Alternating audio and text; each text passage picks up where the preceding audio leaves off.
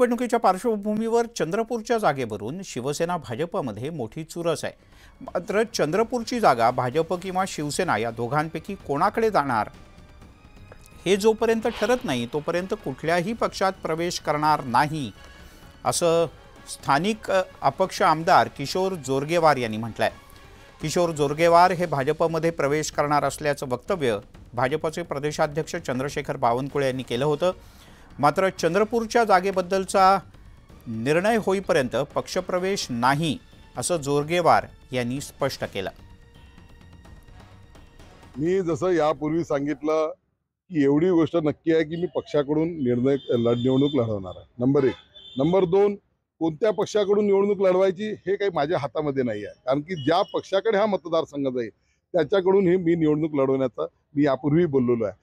परंतु या ठिकाणी प्रत्येक पक्षाला असं वाटते की हा मतदारसंघ त्यांच्याकडे यावा आणि त्यांची सदस्य संख्या ही वाढावी। हे खरं आहे, तुम्ही जसं अगोदर सांगितलं की हा चंद्रपूर मतदारसंघ हा विक्रम करणारा मतदारसंघ आहे।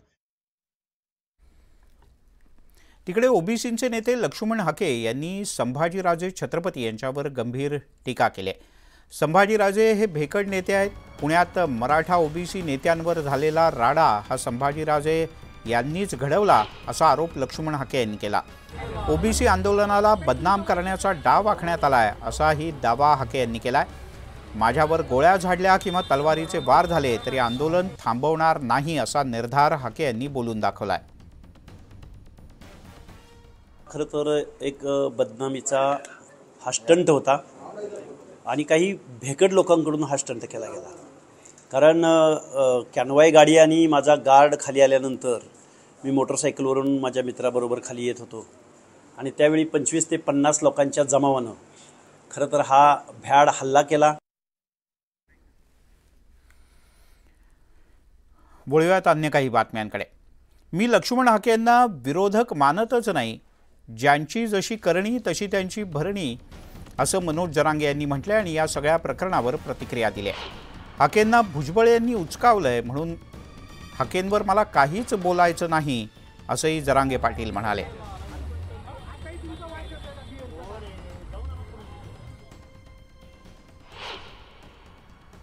काही काहींचे संस्कार असतील ते विनाकारण एकमेकाला आडवं पडायचं, ते संस्कार आमच्यावर नाही आहेत। एकमेकाला आडवं पडायचं नाही, कारण आम्ही कोणाचं नाव थुकत नाहीत। कायला थुका चाटायची सवय असते, ते आम्ही कोणाचा विचार नाही करत, कोणाला कधी विरोधक मानत नाहीत आणि मानलं तर त्याला सोडत नाहीत। आपला रूल आहे आणि आपण आपल्या शब्दापासून आणि रूलपासून मागं हटत नसतो। त्यामुळं मानत नाही आणि वैयक्तिक जीवनात कोणाचं मी पडतच नाही। वैयक्तिक आयुष्य असतं त्याचं, त्यामुळं काही प्रश्नच येत नाही। ते ज्याचं त्याचं करणे, जशी करणे तसं भरणं म्हणते, ते जे त्याचं फळ जो तो भोगत असतो। शेवटी करता करविता छगन भुजबळ, त्यांनी काय दंगली घडायच्यात, काय ओबीसी मराठ्यात वादा लावायचे तो ठरवतो। कोणी कुठं बसायचं, कोणी कुठं उठायचं हे तो ठरवतो सगळं। त्यामुळं दुसऱ्याला दोष देऊन उपयोगच नाही ना। जर आपल्याला सामाजिकरण आणि राजकीयकरण जर आपल्याला कळतंय तर तेवढा मी थोडा शहाणा आहे, मला तेवढी अक्कल आहे। करता करविता कोण आहे, मग करणाऱ्याला करून घेणारा दोषी, त्याला काय दुसऱ्याला दोष देऊन उपयोगच नाही ना।